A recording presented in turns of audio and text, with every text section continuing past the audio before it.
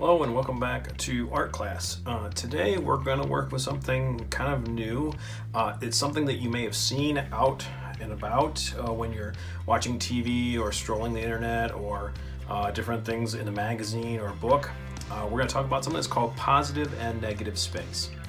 Positive and negative space are really simple ideas.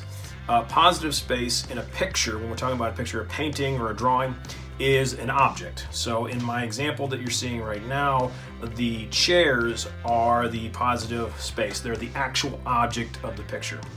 The negative space is usually the background. Okay, that's normally, so in a picture with a landscape, the positives would be like the ground and trees. The negatives might be the sky. Okay, so in those kinds of pictures. All right, so let's go on to the next picture. Let's kind of have the positive, negative.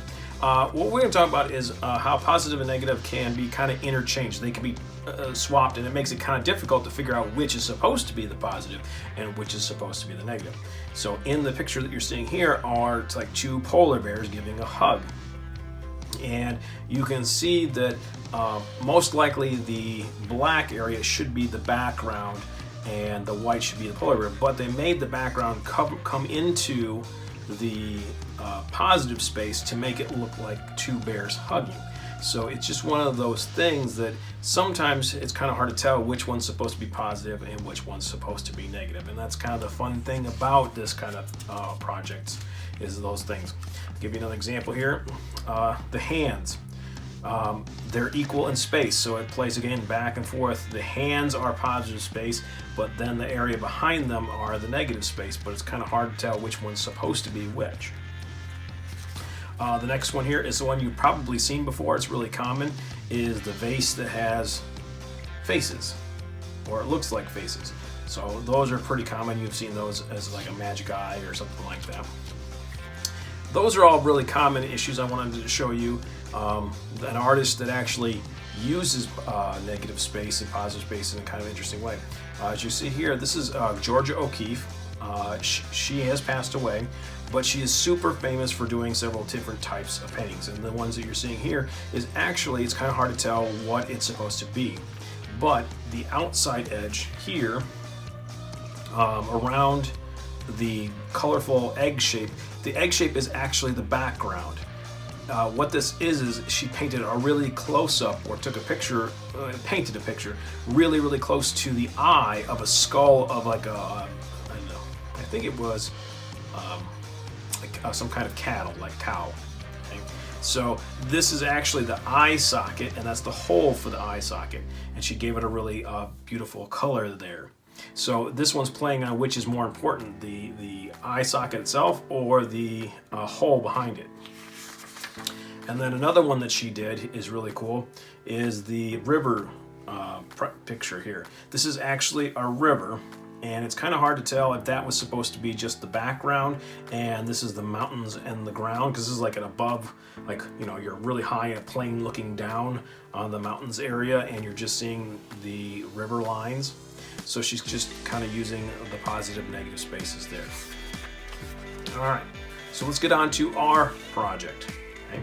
Ours is going to be a 2-week project, and we're going to need a few things. You're going to need a straight edge. A ruler works great, but if you need a side of a book because you don't have a ruler, that's fine, because we're not going to need measuring. We just need something that's nice and straight. You're going to want a pair of scissors, and you're going to want a pencil, and you're going to want actually colored pencils as well. Specifically, you're going to want a black colored pencil, which I need to get mine out. Okay. All right, so black colored pencil as well. Take your paper. This is going to be a bit smaller picture today because of how much work we're going to need to do. And fold it in half like a book. And what I need you to do is actually cut on the line, or right on the fold.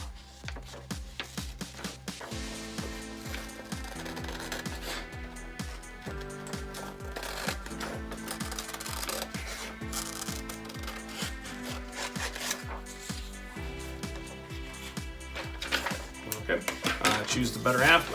The other piece of paper just put off to the side is kind of scrap paper. We might find a use for it later, but we just need this piece of paper first. Okay, so the first part of this picture is going to be creating just some designs, some Zen tangle thing. If you think back to our caterpillar earlier in the year, we used all kinds of different textures. So I made available to you this picture again, texture sheet, and you can look at it to get some ideas. Could you go online? Could you make your own? Absolutely. So the first thing you're going to do is kind of just break up your picture and use your straight edge to kind of make shatter lines. You're going to go all the way across, so it's got to touch side to side. As long as it touches two sides, let's see.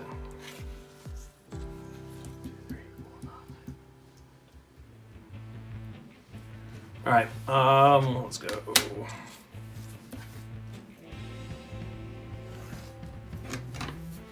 Okay, so there's mine.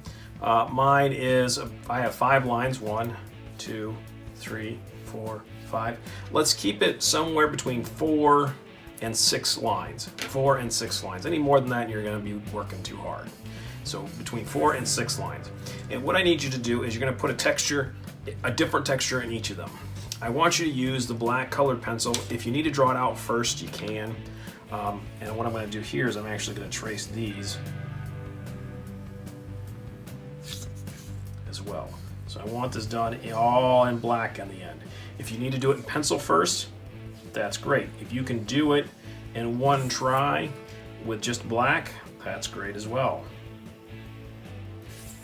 If you want to do this in black Sharpie marker instead, that will look awesome as well.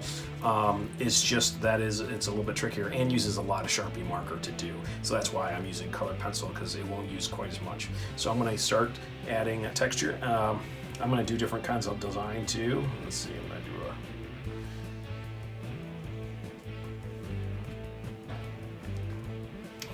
fast forward this so I can complete this. This is what I need you to do today. There is a second part to this video, but this is the part that needs to be filled in. So I'm going to speed through this so you can see me do it and maybe get some new ideas.